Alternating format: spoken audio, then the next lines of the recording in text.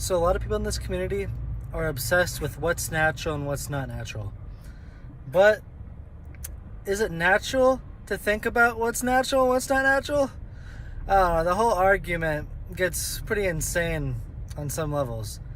Like, some people say vegetable juice isn't natural, but the primitive tribes would grab a root of a vegetable, squeeze the juice out to drink it. But they didn't need much because they're healthy. We've been injected with a lot of toxicity and live in an environment with pollution, tons of chemicals, and grew up on a diet of cooked food. So we can't eat the same diet that we would eat in a completely natural environment without any toxicity. So we have to eat a quote unnatural diet because we are not natural, and we need the vegetable juice and many other foods to be able to heal from this pollution, toxicity, and all the damage we've done to our bodies. People will say that a juicer and a blender is not natural, but then they're using an iPhone and driving around in cars and using lights. So I don't know what to say about that. You're not using the blender because you think it's unnatural, but you'll use a phone. It's kind of stupid, really. What I think is natural is to come up with innovation to make things more efficient. Humans naturally try to find better ways of doing things. So, I don't know, humans are a product of nature, and what humans invent is natural, right? Because we're a product of nature, and it's in our nature to do that. So, the juice is beneficial, not the fruit juice, the vegetable juice. Blenders are good, just because it's made by a man doesn't mean it's bad. A lot of things made by men are bad, but the fact that it is made by a man doesn't mean it's bad. So instead of worrying about what's natural and what's unnatural, worry about what works and what doesn't work. What really produces results. You can use the scope of naturalness as a lens of identifying potentially unhealthy practices or ideas or whatever, but it isn't the determining factor. And it's arguable what's natural and what's not natural. You can't just say something's natural or it's unnatural. It's like, who's to say? A lot of it is just opinions. Severage will promote the survival of the fittest attitude, but Ajna says in nature, the only time he's seen that is with starving animals. When animals are fed well, they share and they work with one another. They aren't fighting to the death all the time. Some people will say karma is a man-made concept, but I believe karma is very important. And, okay, let's say you are atheist and you think it's a man-made concept.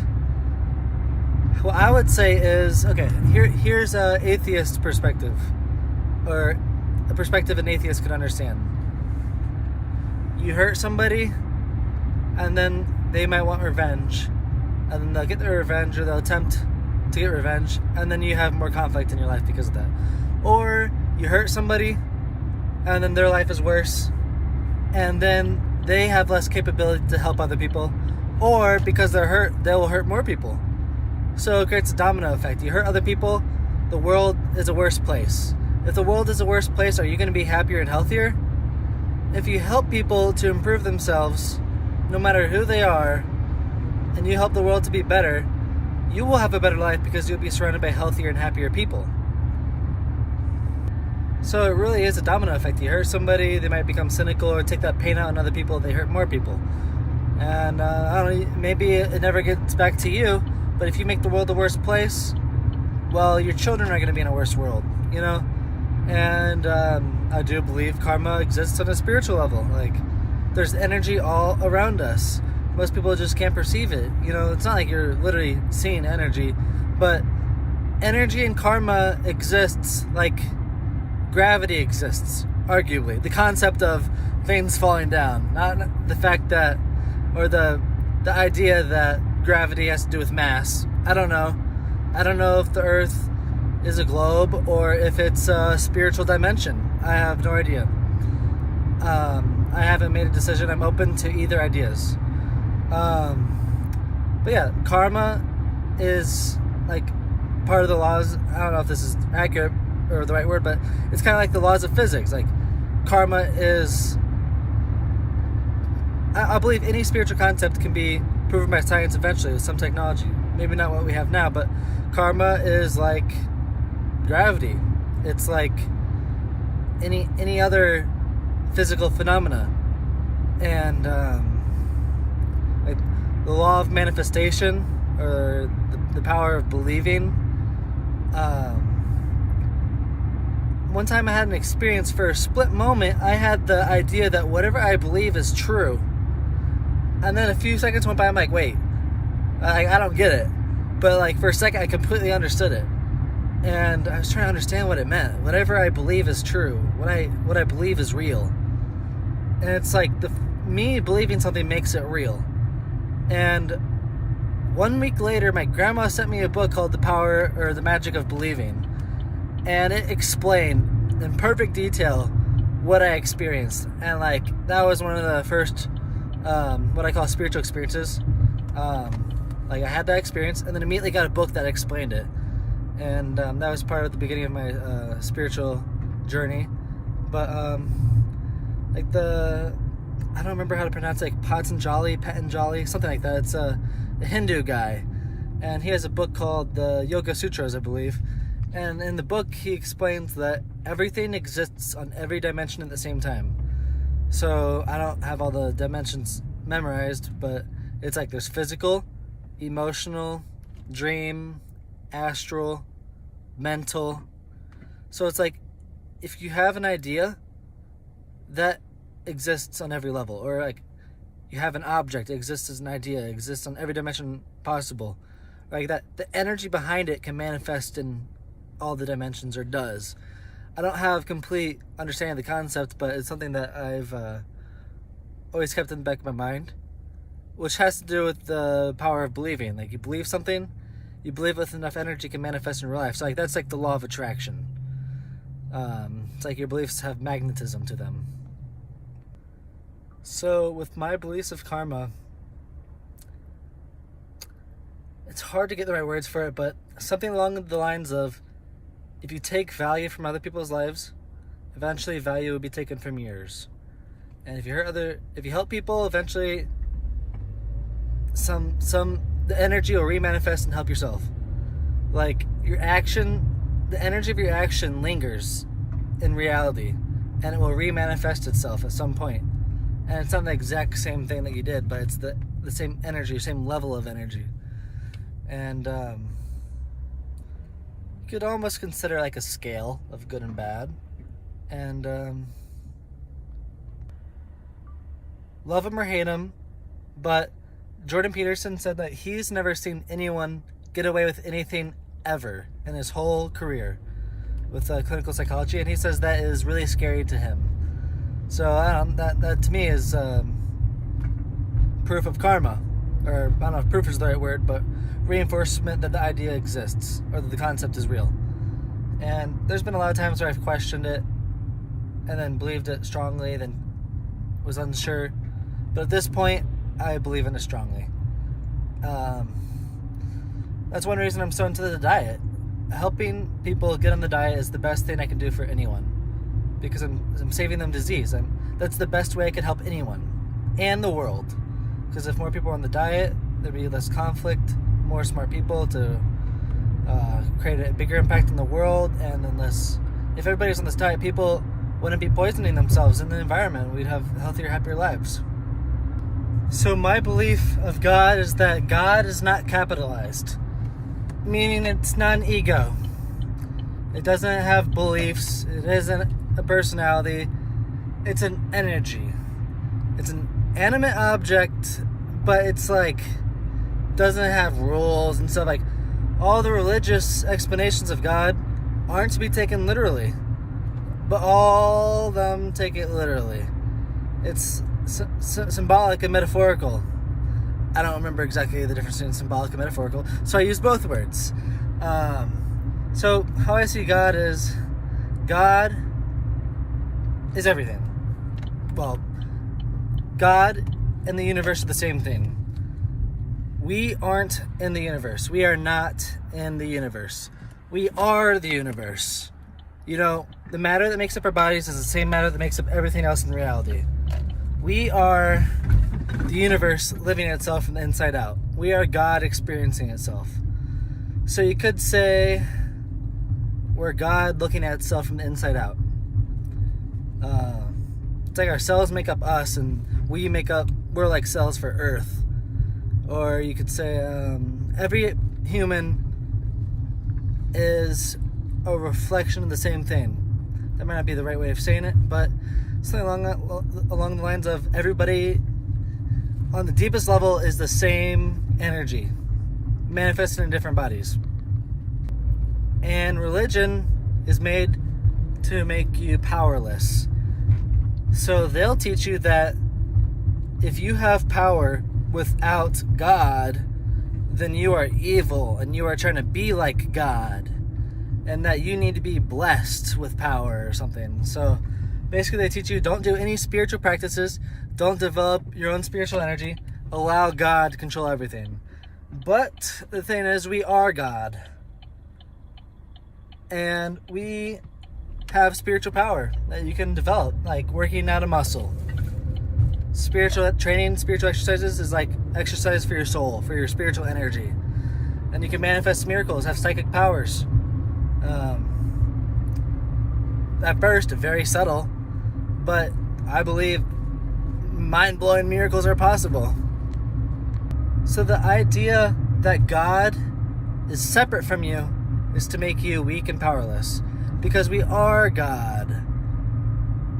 We are a reflection of God. It's like we're a small fraction of God. We're not separate from it. It's like we are God. And you can develop your own power, and it's not wrong. And they want to teach you that it's bad. But it's not. Not just to make you powerless. Because we can develop intuition. We can sense things. We can read people's minds. You know, like just know what they're thinking.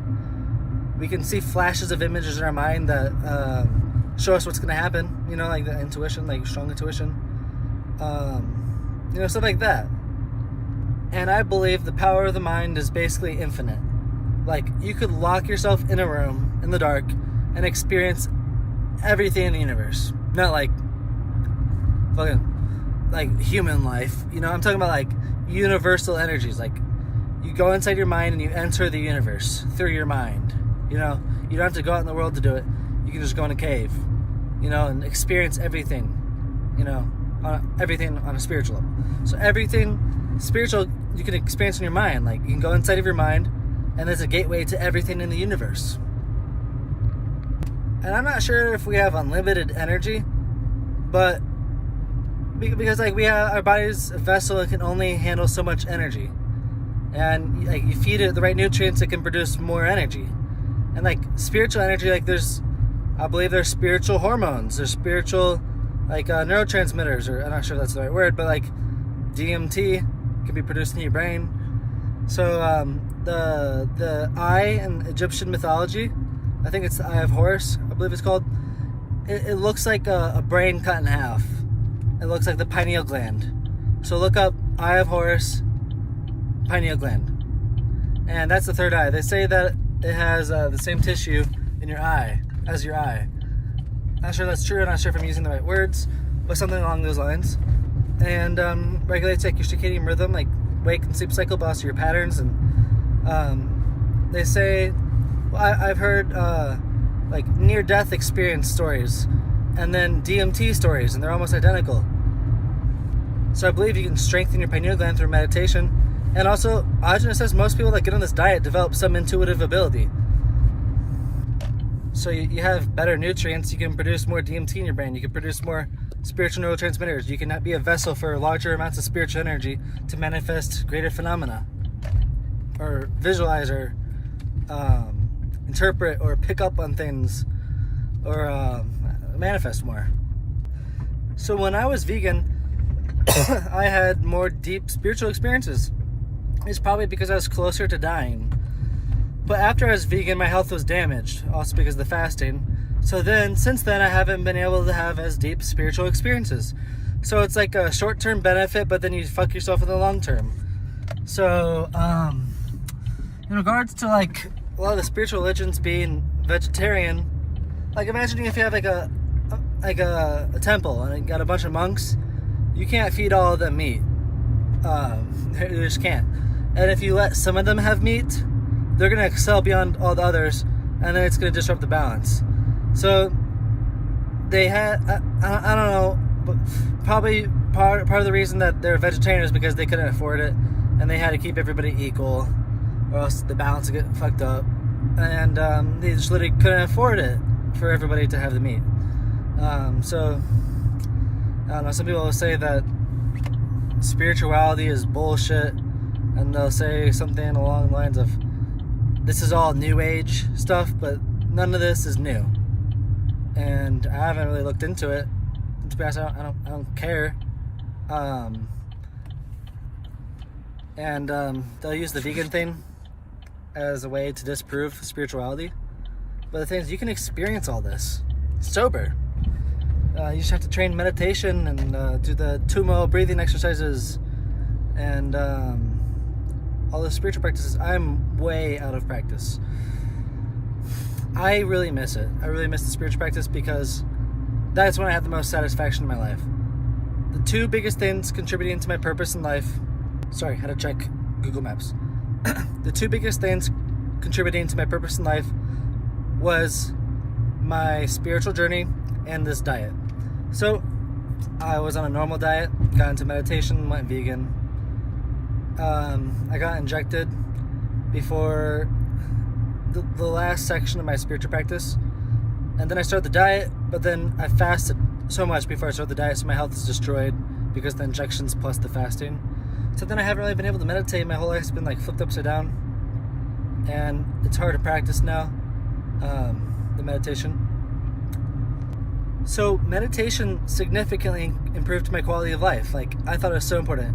I preached meditation like I preached the diet. I'd always be trying to teach people, get my friends to meditate. You got to meditate every morning, every night. And then I was like teaching everybody, like having kind of classes at my house, just like teaching my friends for free. And just like I preached the diet, just as hard. And the diet also has dramatically improved my life. So I kind of believe that the circumstances that I'm in is I experienced meditation alone benefiting my life, then I quit meditating, and then I've experienced the diet benefiting my life. So maybe at some point in the near future, I'm going to be in a situation where I can meditate properly again. I just don't have the time or the environment to do it right now. I have to work constantly. I'd really like to, but I also need quiet to get started again. Like, maybe if I was healthier and less irritable, I could focus better and more grounded, I could meditate with noises, but I want a dark, quiet room to meditate in to get started again.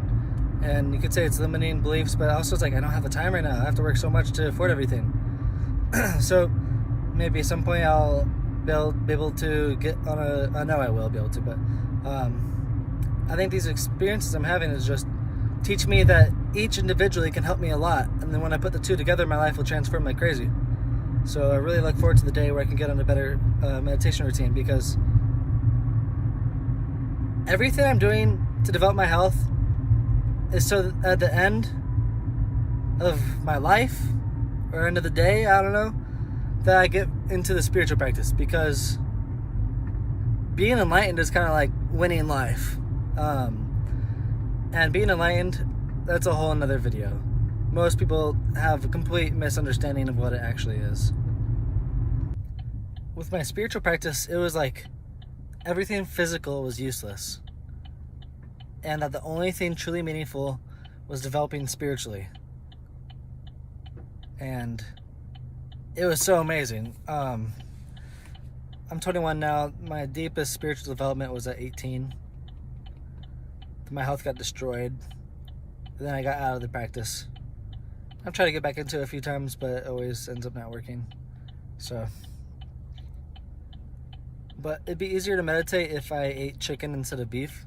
Ajna says if you want to meditate better, don't eat the red meat, eat the chicken. But I don't have a good source of chicken right now. When I was a child, I was strict atheist. I would argue with people about it, and I would get aggressive about it, like bad. And then I started doing psychedelics and I completely transformed. And if you say that the psychedelics made me delusional and then I believe it because I'm insane, you are a fool. And some people won't like me saying that, but spiritual reality definitely exists. It's not like separate from everything else. It's like it's interweaved. It's on top of it. It's like inside it. It's like the same. You just don't have the spiritual perception on a daily basis. And I don't even have spiritual experiences all the time. I used to have profound spiritual experiences every single day. Well, a lot of them are subtle, but obviously spiritual. And I seeked spiritual experiences when I started doing the psychedelics. I didn't know what spiritual was for a long time. And it might sound arrogant, I'm not sure if it's the right word, but at my peak spiritual practice, I thought to myself, I know more about reality than most people know in their entire life. And you could think I'm arrogant or insane for saying that, but what I experienced in regards to the spiritual life is completely unfathomable. I don't know if I said that right. Okay, you get it. Whatever that word is, most people cannot even understand it whatsoever, and their whole idea of how the world works is completely wrong. I'm not talking about society and the human world. I'm still learning a lot about that, but I'm talking about the spiritual world. Most people don't have any energy invested into it, and they ignorantly think they fall into the trap of religion. But they pray wrong. They put their life in the hands of some magical being when they don't realize that they have the power and they need to take control of their own lives. You have a built-in purpose of what you're naturally good at and what you're supposed to do, I believe, but it's not it's kind of is predetermined for you. And I do believe that there is choices in reality. Not everything is preset, but there's inclinations, and I don't even fully know, but I do believe I'm starting to understand that choices are real. I used to think that everything that's going to happen is already going to happen exactly how it's supposed to happen, but I do believe choices are real, and everything that is happening is what's supposed to happen, but I believe there is alternatives, and that might be true, I don't know, but I'm not sure. I'm just throwing that out there.